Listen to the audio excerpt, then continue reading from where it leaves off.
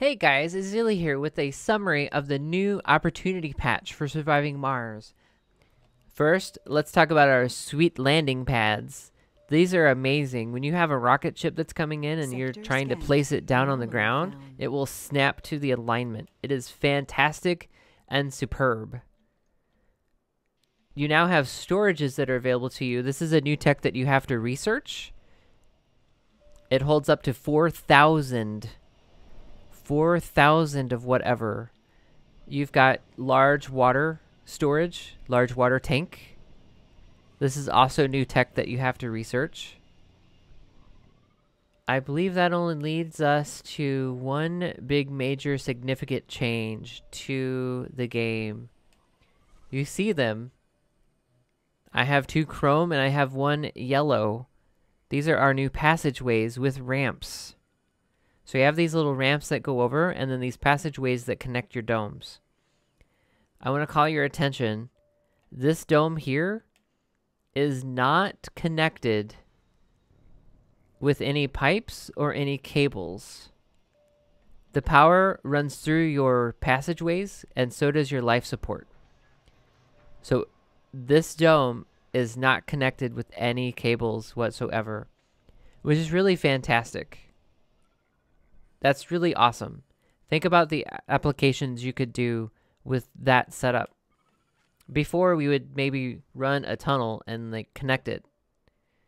And then we would traverse a long distance and then have another tunnel and then connect it. Well, here, you could run your passageway from one to the other. It takes up an empty tile. And you could use this to run to another dome. It doesn't appear to have faults. I'm sure it's still susceptible to a meteor, a meteor strike. I haven't got like, hey, this needs maintenance. And it doesn't tell me that there's maintenance. There might be some hidden maintenance. I don't think so. They're usually pretty open and honest in the tooltip about that.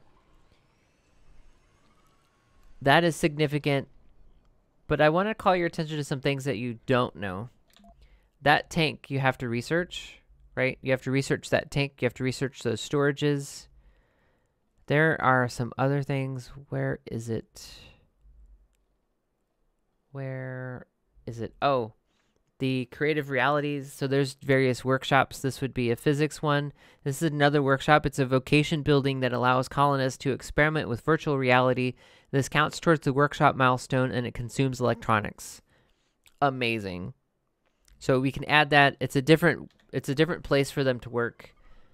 Some things that are hidden right away when you start looking. Your filters for your domes are spread out. You've got, do we allow births? Do we not allow births? Can you take the passage for work? Can you take the passages for services? And does it accept new colonists? This would be effectively quarantine.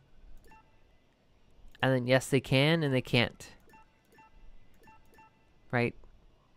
So instead of the quarantine button, you have multiple choices here. You've got your filter still, so you can still filter this. But this isn't going to be as much use as it was before, because now we can filter directly in the building.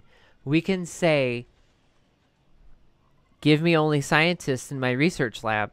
Give me only engineers in my factory. Give me non-specialized people in my bar, right? So this is the opposite. No restrictions or restrict specialists.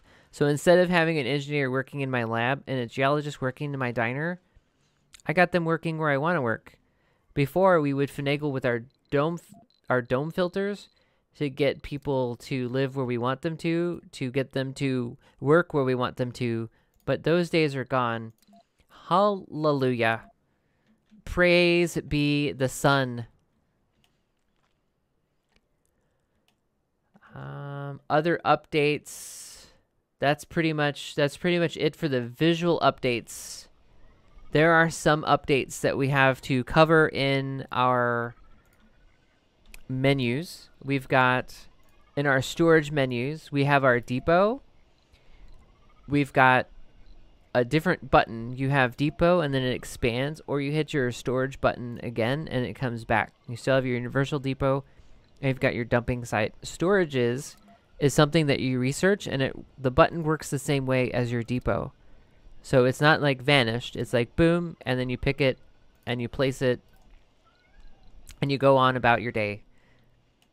When you start up a new game, you have new game rules added to it. So prefab colony, no disasters, hunger, inflation, long ride, the last arc, amateurs, rebel yell, chaos theory, winter is coming, Armageddon, dust in the wind, twister. These are different settings you can use to manipulate how your game is played. You could completely ignore this or let it be. You could do no disasters, and it's basically disabling all of the disasters. If you want to play in sandbox mode, that makes your life a lot easier. You could probably just leave it like this. Keep an international Mars mission, have a ton of money, go to town. But you can also download a sandbox mod. There are a few. Other changes they've made include some other UI fixes. Colonists with special traits coming from a rocket will no longer be pinned. So effectively, if you have over 100 colonists, they're no longer going to be pinning these special guys, so your gurus and whatnot. If we jump back in the game, we'll jump to here. So they're no longer going to be filling up your bar at the bottom. There's some general fixes, air pressure, air producers, production in some cases. They were wrong. Fixed calculation of challenge bonus and milestones. Those are some general fixes. One that was highlighting fixes on Polymer Factory production now depends on its workers. Fix some edge cases of animated routes for transport rovers who are having issues with transport rovers kind of running around crazy. I noticed the AI of the transport rover is a little more finely tuned. If I tell it to go get something, of course it's probably already charging. If I tell it to go get something and it's not charged, it will go charge and then go get it.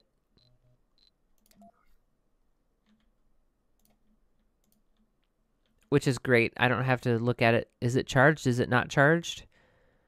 Various performance optimizations. I've always felt the game was fairly stable until I got to like 3,000 or 4,000 people. But hey, it's working great now. It's running buttery smooth too, which is fantastic. But I didn't have a performance hit until I got high into the population. Research complete. Thank you. Thank you for the research complete.